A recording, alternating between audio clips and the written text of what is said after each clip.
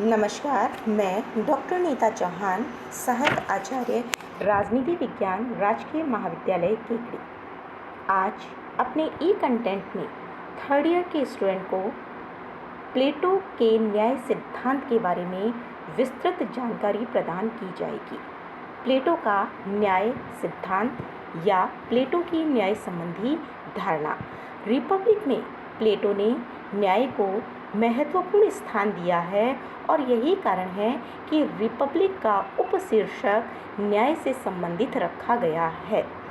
प्लेटो के अनुसार समाज अथवा राज्य समाज की आवश्यकता और व्यक्ति की योग्यता को दृष्टि में रखते हुए प्रत्येक व्यक्ति के लिए कुछ कर्तव्य निश्चित करते हैं और प्रत्येक व्यक्ति के द्वारा संतोषपूर्वक अपने कर्तव्यों का पालन करना ही न्याय है।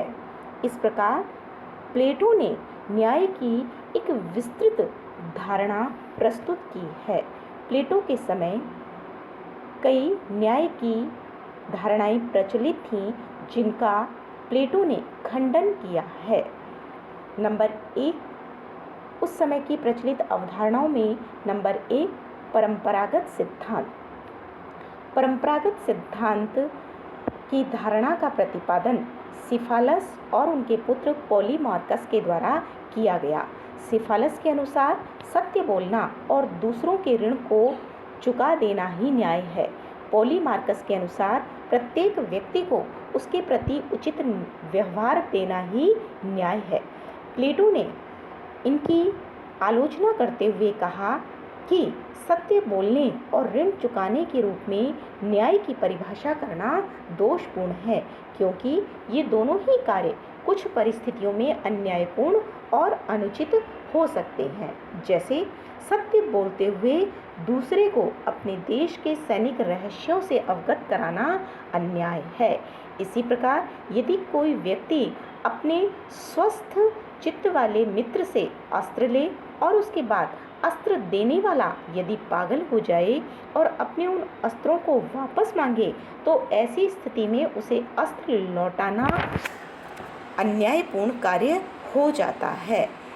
इसी तरह मित्रों के प्रति भलाई और शत्रुओं के प्रति बुराई की बात करना सरल है, परंतु उस दशा में इसका क्या अर्थ होगा जबकि मित्र केवल नाम के लिए मित्र हो और यथार्थ में शत्रु हो। व्यवहारिक जीवन में अनेक बार ऐसा ही होता है। इसी तरह क्या शत्रुओं के प्रति बुराई करना न्याय है? यह एक विचारणीय प्रश्न है। यह नैतिकता के सामान्य सिद्धांत के भी विरुद्ध है। जिन व्यक्तियों के विरुद्ध बुराई की जाती है उनका अधः पतन हो जाता है। किसी व्यक्ति की स्थिति को पहले की अपेक्षा अधिक खराब करना न्याय कभी नहीं हो सकता। इसलिए जो विचार सिफालिस और पॉलीमार्कस के द्वारा व्यक्त किए गए वो उनके नितांत व्यक्तिगत विचार हो सकते हैं, उससे समाज का कल्याण नहीं हो सकता। दूसरा सिद्धांत जो कि उस समय प्रचलित था, क्रांतिकारी सिद्धांत, जिसके प्रतिपादक थ्रेसीमैकस थे। इन्होंने शक्तिशाली का हित साधन ही न्याय, इसे इस रूप में न्याय को प्रस्तुत किया गया। प्लेटो थ्रेसीमैकस के इन विचारों का भी खंडन करता है।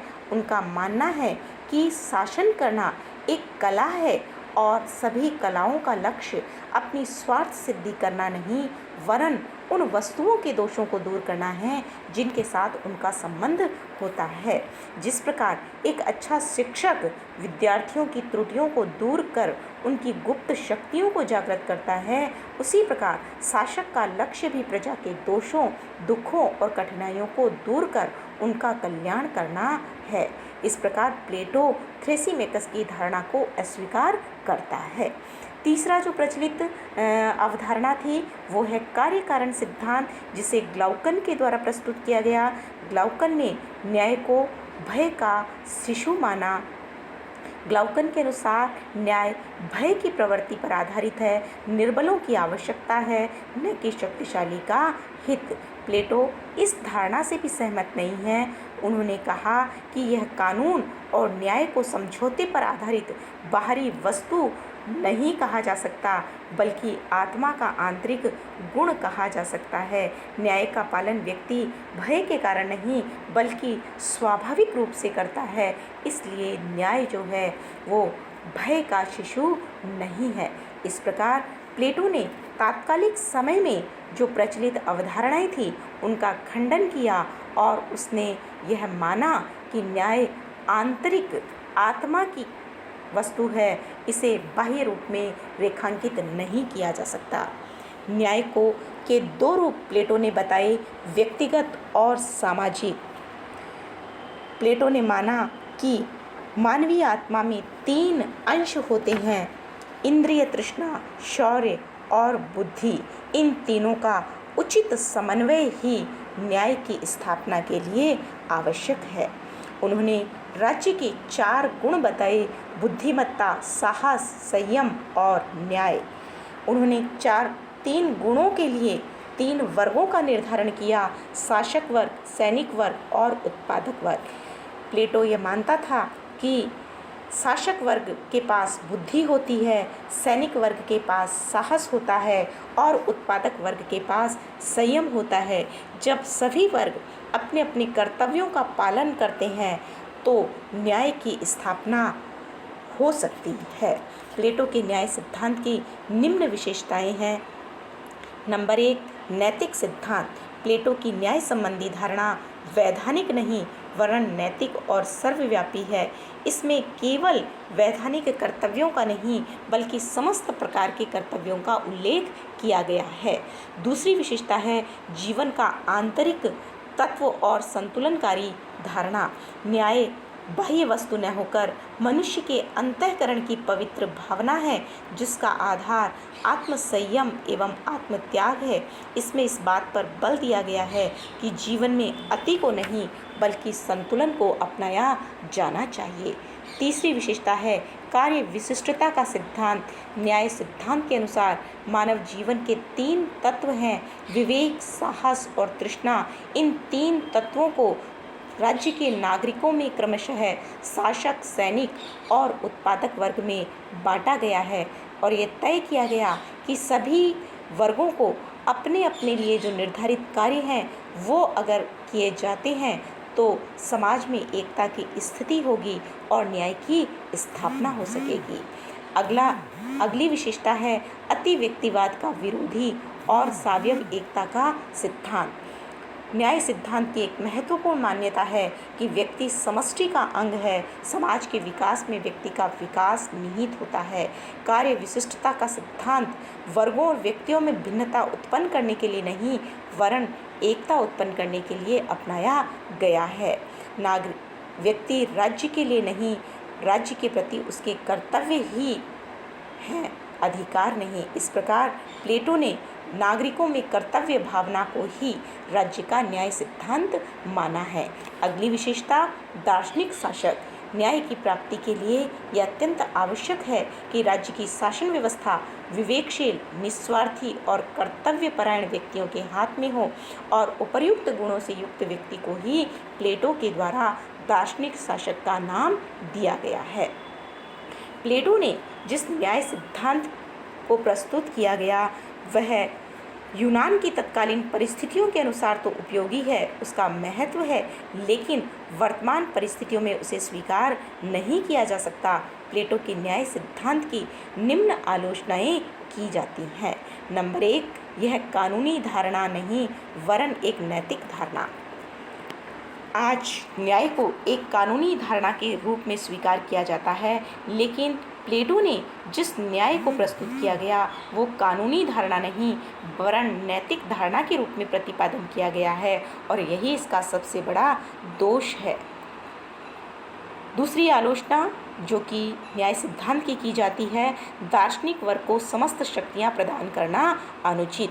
प्लेटो के द्वारा समस्त शक्तियां दार्शनिक वर्ग को प्रदान कर दी गई हैं और ये हमारा एक सामान्य अनुभव है कि अगर एक वर्ग को समस्त अधिकार दे दिए जाते हैं तो उसका भ्रष्ट होना तय होता है और ये एक सर्वमान्य तथ्य है कि असीमित शक्ति पूर्णतः भ्रष्ट कर देती है। अगली आलोचना, मनुष्य और समाज का सर्वांगीण विकास संभव नहीं। प्लेटो के द्वारा जो न्याय सिद्धांत प्रस्तुत किया गया उससे मनुष्य और समाज का सर्वांगीण विकास संभव नहीं है, क्योंकि उसने प्रत्येक व्यक्ति को केवल एक ही कार्य तक सीमित कर दिया गया है। इस प्रकार एक लक्ष्य निर्धारित कर दिया गया है।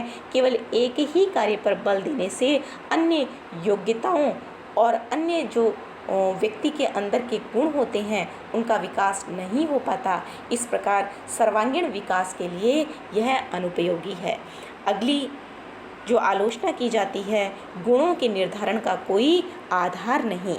प्लेटो ने 3 वर्गों में गुणों को विभाजित किया है, लेकिन किस मानव में कौन सा गुण प्रधान होगा इसका निर्धारण नहीं बता पाया है। ऐसी स्थिति में जन्म ही गुण के निर्धारण का एक आधार बन जाता है और इस आधार को श्रेष्ठ नहीं कहा जा सकता।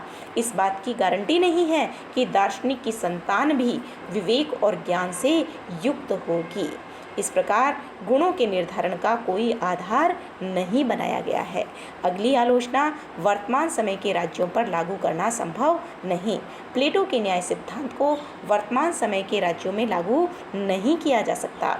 प्लेटो के समय में थोड़ी जनसंख्या थी, छोटे छोटे नगर राज्य होते थे, लेकिन आज जनसंख्या करोड़ों में होती है और इन करोड़ों की जनसंख्या में 3 वर्गों में जनसंख्या को विभाजित करना निश्चित रूप से असंभव कार्य है। अगली आलोचना, सर्वाधिकार का मार्ग प्रशस्त होना। प्लेटो के अगर न्याय सिद्धांत को स्वीकार किया जाता है तो इससे सर्वाधिकारवाद का मार्ग प्रशस्त होता है। समाज के किस व्यक्ति को किस श्रेणी में रखा जाए इसका निश्चय शासक वर्ग करेगा। शासक वर्ग की शक्ति की कोई सीमा नहीं होगी, उसे सदैव शासक वर्ग ही बने रहना है। इस तरह सर्वाधिकारवाद की ओर कदम बढ़ेगा, जो कि मानव जाति के हित में नहीं कहा जा सकता। अंतिम विशेषता, वर्गीय विशेषाधिकारों का समर्थन अनुचित। प्लेटो के न्याय सिद्धांत की अंतिम जो आलोचना की जाती है वह है कि न्याय से सामान्यतः हमें व्यक्तियों के प्रति व्यवहार में समानता का बोध होता है, किंतु प्लेटो ने अपने न्याय सिद्धांत के अंतर्गत वर्गीय विशेषाधिकारों को न्यायोचित ठहराया है। न्याय के नाम पर वर्गीय विशेषाधिकारों का समर्थन किसी भी प्रकार से उचित नहीं कहा जा सकता। इस प्रकार वास्तव में अगर देखें तो वर्तमान समय में प्लेटो के न्याय सिद्धांत को लागू करना अनुचित कहा जा सकता है।